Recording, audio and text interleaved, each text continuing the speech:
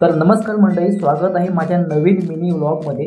तर आज आपण जाणार आहोत कांजूर मार्गवरून डोंबिवलीला माझ्या नाटकाच्या तालमीसाठी। तर नेहमीप्रमाणे कांजूरवरून स्लो गाडी पकडून मी निघालो डोंबिवलीला जायला आणि नेहमीप्रमाणे आजही मला बसायला जागा नव्हती, म्हणून मी डोरवरच 13 तासांचा पेस घेत प्रवास करू लागलो। ठाणे आणि मुंब्रा खाडीला क्रॉस करत करत मी पोहोचलो डोंबिवलीला। डोंबिवलीला उतरून पब्लिक ब्रिज क्रॉस करून मी पकडली शेअरिंग रिक्षा।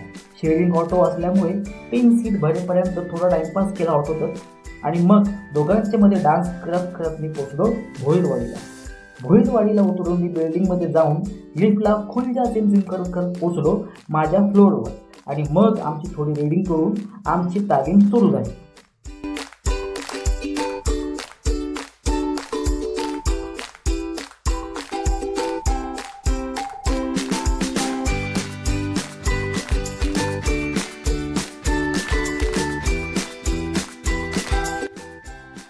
तालीम संपल्यावर आम्ही सगळे निघालो घरी जायला आणि हा आमचा यश महाप्रळकर।